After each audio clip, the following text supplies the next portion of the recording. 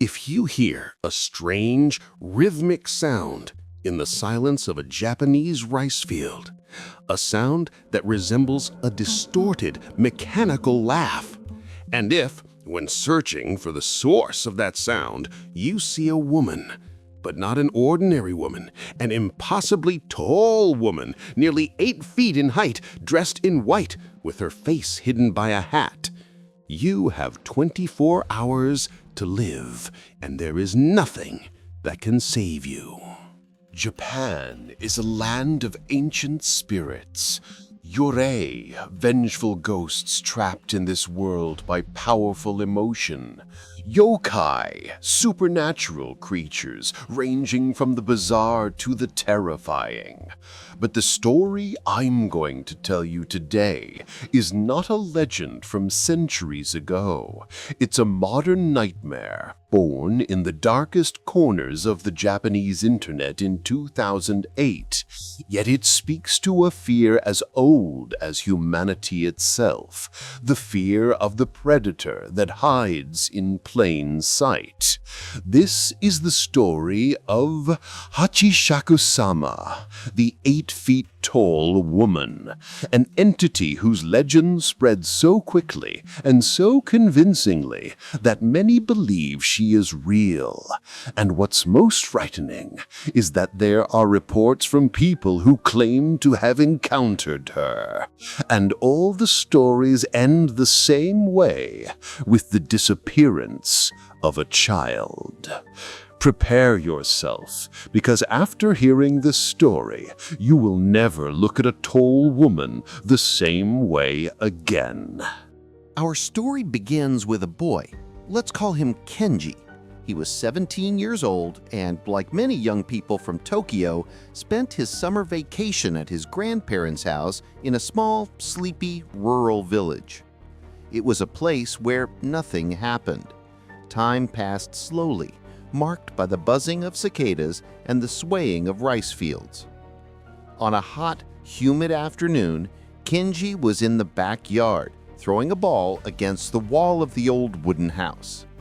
That's when he heard it, a strange sound coming from beyond the hedge. It wasn't a bird, it wasn't a machine, it was a voice, but wrong, monotone, mechanical, almost inhuman. Curious, he stopped playing and approached the wooden gate that led to the road.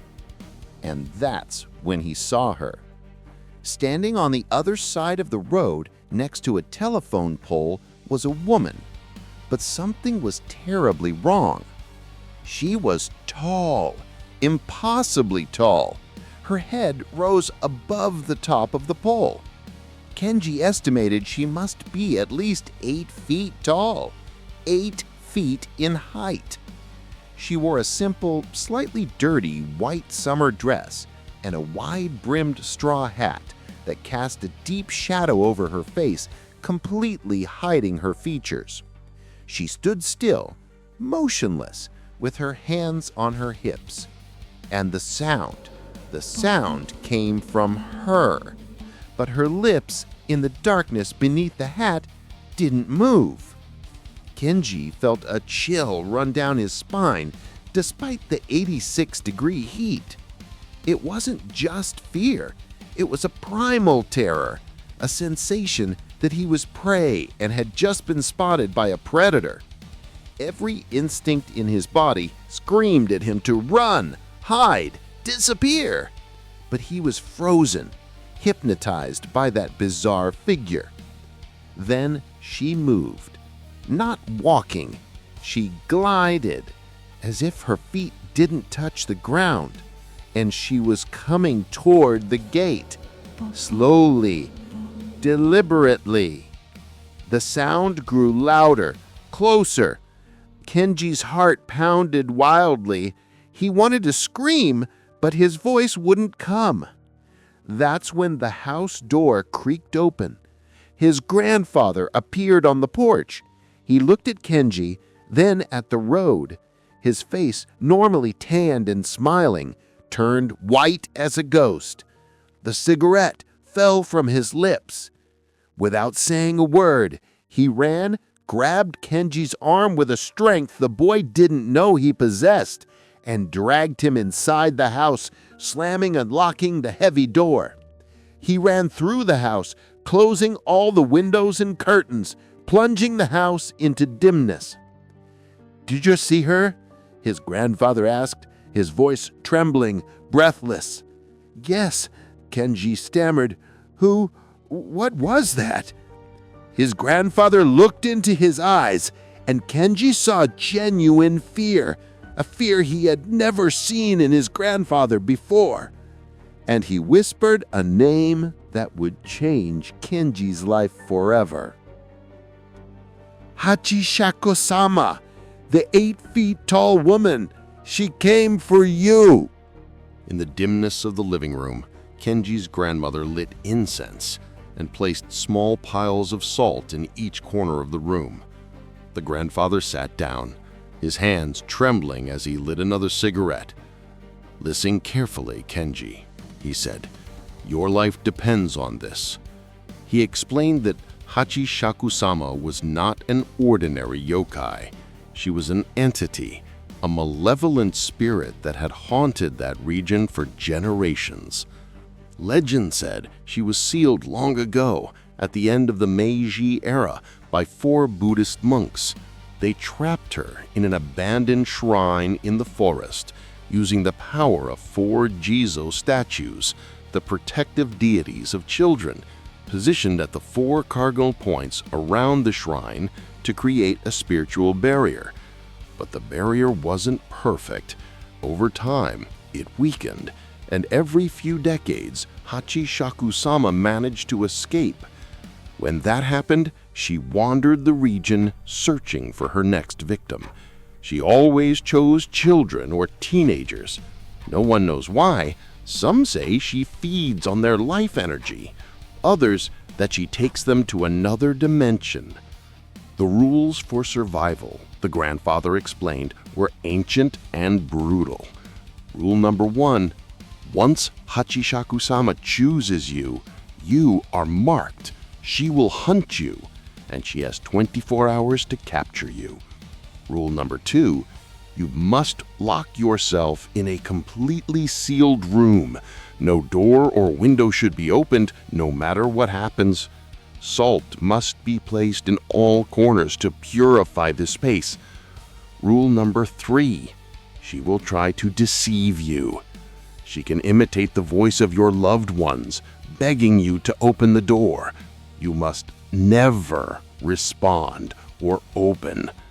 Rule number 4, if you survive the night, you must flee. You need to cross the village boundary before dawn the next day. And once you leave, you can never, ever return. Returning means certain death. Kenji's grandfather picked up the phone and started making calls. He spoke in a low, urgent voice with other village elders. The news was bad. One of the Jizos, the eastern statue, had been found broken, split in half, probably by lightning or a landslide. The barrier was breached. Hachishakusama was free. The family acted quickly. They prepared Kenji's room on the 2nd floor. They locked the window, placed a heavy wardrobe in front of the door. The grandmother spread more salt and gave Kenji an ofuda, a paper talisman with protective sutras written on it. "Keep this with you. Don't let go of it for anything," she said, her eyes filled with tears. 4 elderly men, friends of the grandfather, arrived. They sat in the 4 corners of the room with Buddhist rosaries in their hands, ready to spend the night reciting sutras. The grandfather gave Kenji one last warning. "No matter what you hear tonight, Kenji, no matter how scared you get, don't open the door, don't look out the window, and don't answer if someone calls your name. Promise me?" Kenji, trembling, promised. And then he was left alone in the darkness with the low sound of the elders' sutras and the frantic beating of his own heart. The night of terror had begun. The first few hours were the worst. Every creak of the house, every branch tapping on the window made Kenji jump. The air in the room became heavy, oppressive. The elders' chanting was a constant hum, the only thing keeping him anchored to reality. Around 10 p.m. he heard it. First in the distance, the sound that started it all. It was coming from the garden. Then it seemed to be right below his window. And then the sound stopped. Silence. A silence so deep that Kenji could hear the blood pulsing in his ears. And then a knock on the window. Soft. So soft he thought he'd imagined it. He remembered his grandfather's warning, "Don't look out the window." The knocking grew louder, and then a voice that froze his blood. His mother's voice.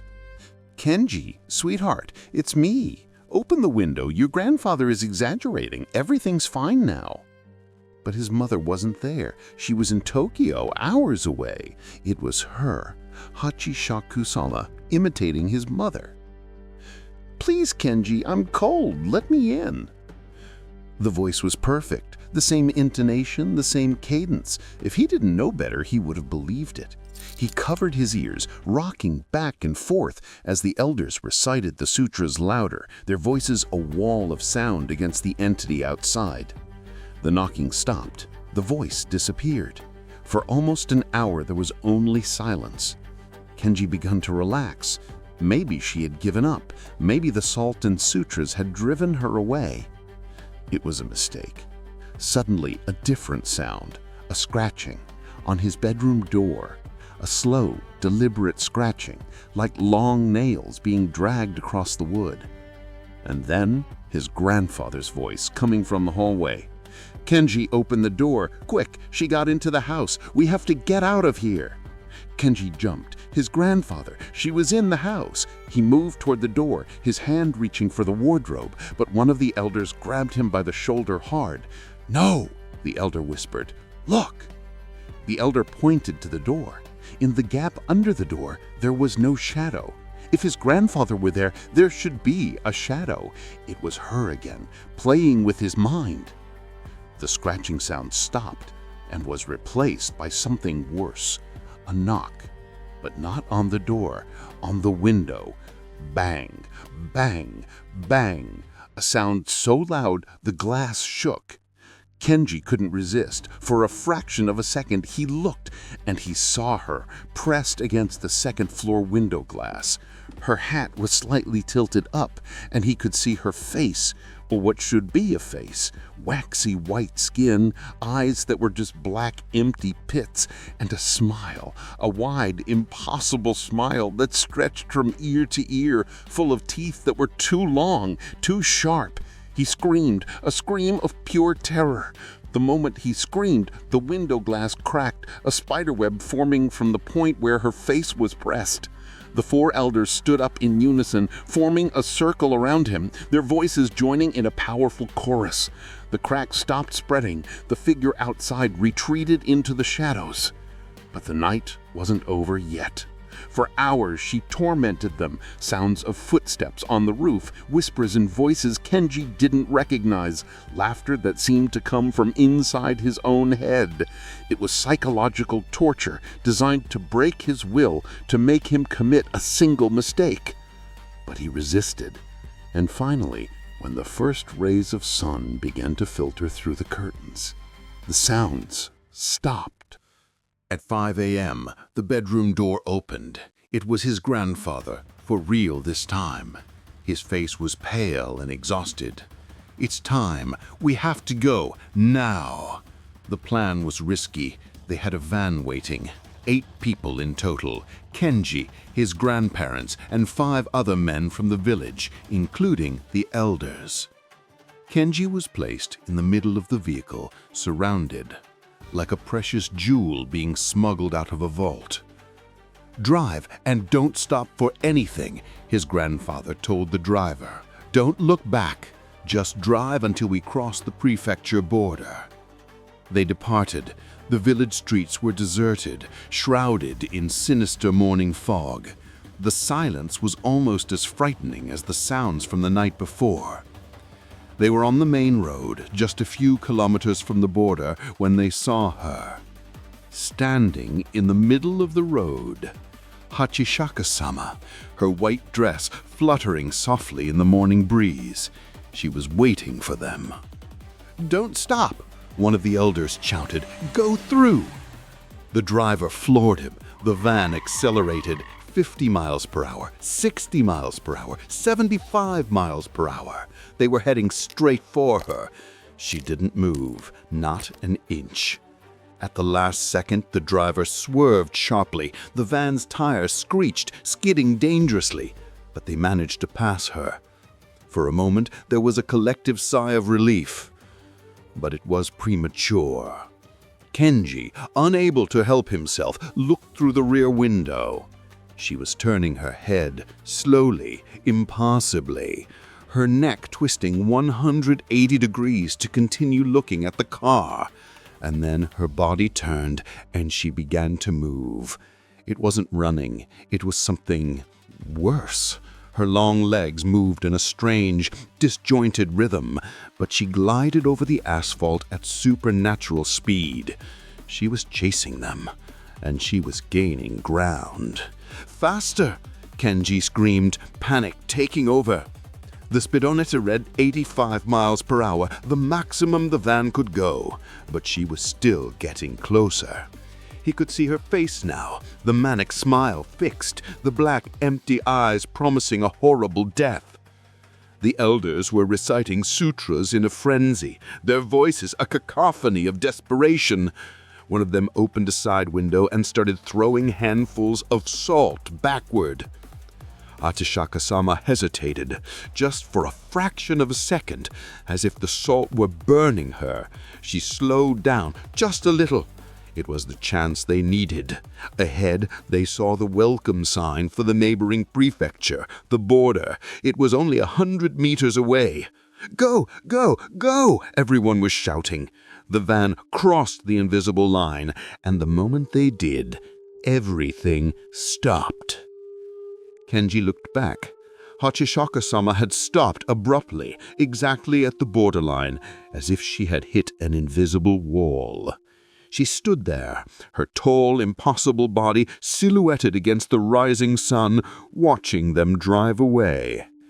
And then she disappeared, simply dissolved into the morning mist.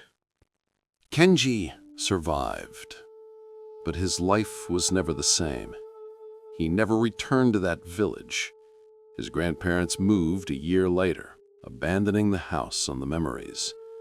He was warned never to speak about what happened, so as not to attract her attention again. For years he had nightmares. He saw a tall woman in white, in crowds, his heart stopping each time, only to realize it was just his imagination. The sound haunted him in his moments of silence. But the story doesn't end with Kenji. In 2008, when his story was posted anonymously on a Japanese forum, something unexpected happened.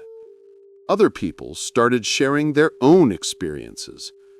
A man from Osaka told how, as a child, he saw a very tall woman looking at him over the wall of his playground. His grandmother pulled him inside and performed a purification ritual. He was sent to live with relatives in another city the next day. A woman from Hokkaido described seeing a tall white figure on a deserted forest road while driving at night. She accelerated, and the figure chased her for miles before disappearing. The reports were all slightly different, but shared the same core elements: an impossibly tall woman, a white dress, a sound, and a target. Almost always a child or teenager. The legend of Hachishakusama became an internet phenomenon. But is it just a story? A well-written creepypasta? Maybe. But in 2019, in a small rural village near Nagano, A 12-year-old boy named Daiki disappeared while returning from school. A massive search was organized. The police found no trace of him, but several witnesses, including his friends, reported something strange in the days leading up to his disappearance. They said they saw a very, very tall woman near the school. A woman in a white dress. Daiki's case remains unsolved. And it's one of several cases of child disappearances in rural areas of Japan that have never been explained. What is Hachishakusama? A yurei, the ghost of a woman who suffered a tragic death. A yokai, an ancient creature whose nature is beyond our understanding. Or something new, a tulpa, an entity born from collective belief and the fear of millions of people on the internet, which became as real as the spirits of ancient folklore. Perhaps the answer doesn't matter, because the fear she inspires is real. The dread of being watched by something that shouldn't exist. The terror of being hunted by a relentless predator. The legend of Hachishakusama reminds us that even in our modern technological world, there are still shadows in the corners of the map, places where ancient rules still apply, and where a strange sound on a summer afternoon can be the last thing you hear. So, the next time you're in a quiet, isolated place and you hear a sound you can't identify, a rhythmic sound coming from somewhere you can't see, run. If this story scared you, wait until you see our next video about Teki Teki, the spirit of a girl cut in half by a train, who now drags her torso through the streets of Japan at night. Subscribe so you don't miss it. And leave in the comments, do you believe in Hachishakusama? Or do you know someone who has seen something similar?